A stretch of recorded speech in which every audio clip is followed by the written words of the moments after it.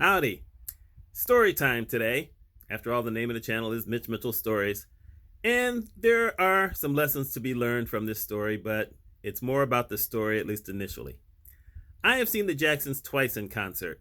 The last time I saw them was 1984 when Michael Jackson was blowing up the world. And I went with friends to see Michael Jackson in Buffalo, New York.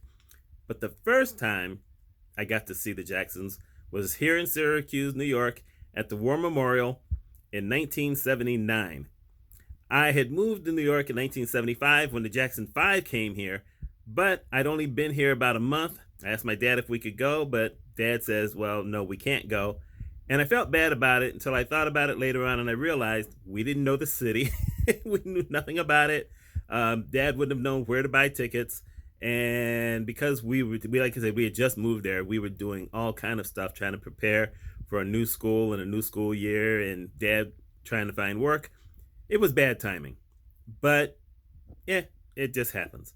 So I got to go in 79, had my own money at the time, went with my friend Scott to the War Memorial. Now, just so you know, the War Memorial is basically, well, at least it was until they built what's called the On Center here. But it was the go-to for pretty much everything in this town if you needed something really big. For instance, my high school graduation was at the War Memorial because my graduating class was around 870 kids. And I'm assuming it lasted forever because even though I was there, I don't remember anything about that day, except for later in the evening when I remembered that I saw my first lava lamp. That's the only thing I remember on the entire day. But it was also the place where I saw my very first concert, which was KC and the Sunshine Band, when they had a #1 song in 1977.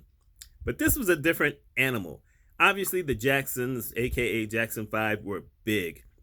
And they had the #1 song in the nation.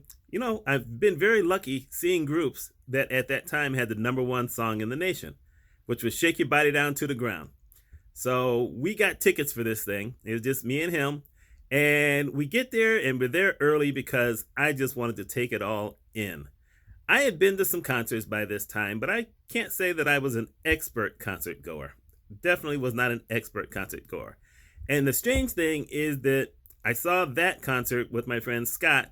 And then in the month, I saw Bill Cosby with Helen Reddy. This is when, we still thought Bill Cosby was normal. I saw Billy Joel. And oh my God, I saw someone else, but I can't remember.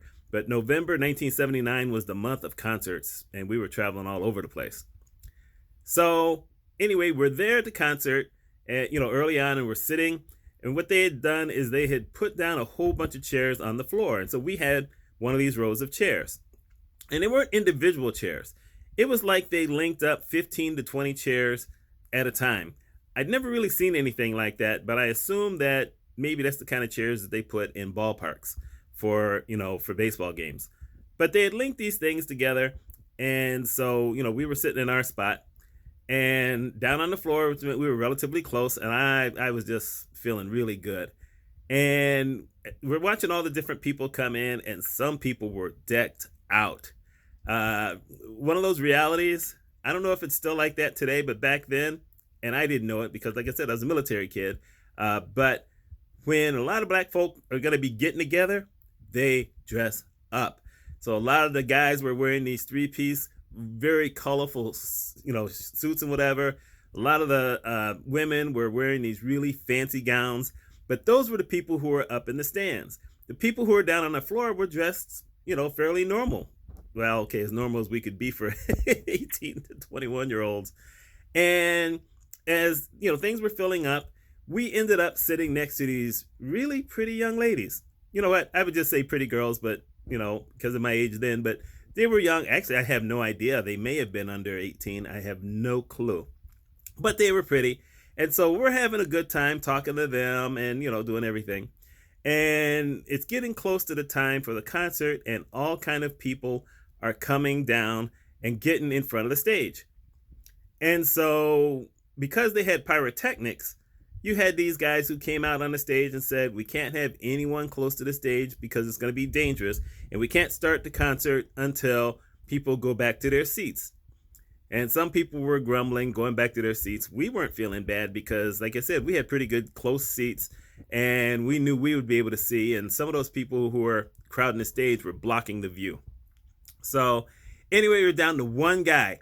And the guy up on the stage says, there's this one guy here who is blocking everything, and we will not start the concert until he leaves. And the whole auditorium started booing the one guy who eventually did slink away.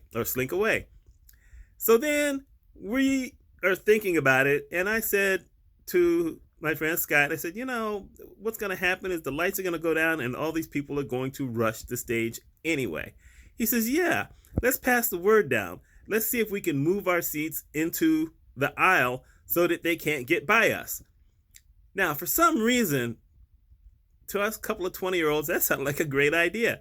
So we passed the word on to a lot of other people, and indeed, that's exactly what we did.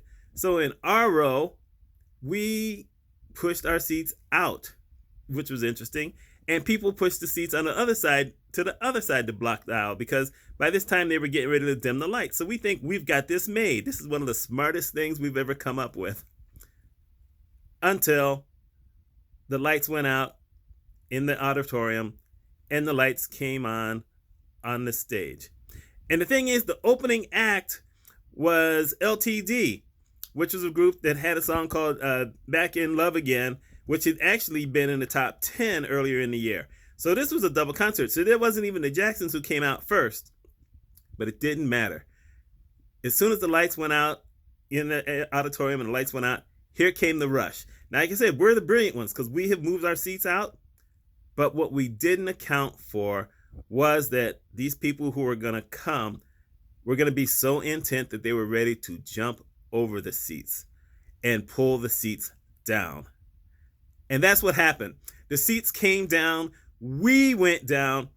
The young ladies who were next to us, we had actually had them stand on our shoulders because they were pretty short. They came down.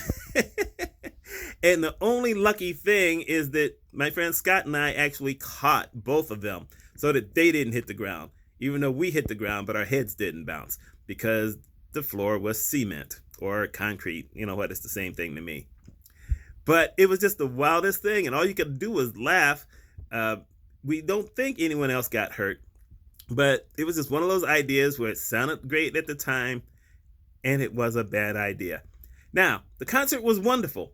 LTD played a great stage, and we realized that they had actually been walking through the crowd up in the stands before the concert began, because there were some guys that we saw wearing costumes. One had a gorilla costume on, and some guys were wearing different things, and we didn't realize that was LTD members cruising the crowd until we saw them on stage, because they started out that way before they pulled their gear off. So it's like, well, okay, that was interesting. We missed that. And then the Jacksons came out, and they killed it. They just rocked everything. It was wonderful.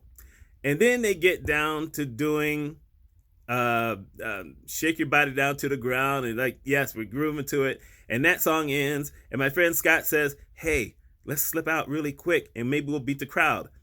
And so we leave. And as we're leaving, and just as we're getting outside, because I thought it was over, and he thought it was over, they start playing Dancing Machine. I'm like, oh no, they're still playing.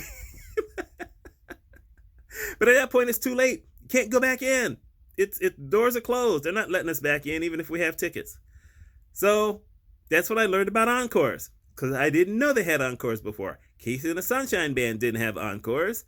Well, I don't know if Peter Gabriel had encores, because, you know what, I didn't really remember that concert all that much. Like I said, I wasn't an expert at concerts at that point. After that, I learned about encores. So that was a fun night. I really miss that I missed Dancing Machine, and I don't even know what else I might have missed. But here's some of those lessons. The first lesson is that if you come up with a plan on the spur of the moment and it doesn't just involve you, it might not be the best plan ever. Number two, you need to prepare for the bad things that could possibly happen. Like I said, we weren't prepared for it. We got lucky. No one got hurt. We caught the girls. But that could have ended in disaster. And number 3, you don't leave a concert until you know it's actually over. Which is really irksome because the last concert I went to was Mariah Carey, and she didn't come out for an encore. And I was disappointed. It happens. Anyway, that's my story. That's my lesson. Y'all been to any big concerts? And if you have, let me know. Let me know how you enjoyed it. Because like I said, since then, I went to a lot of concerts and had a lot of different stories, but I also had a lot of fun. Y'all take care.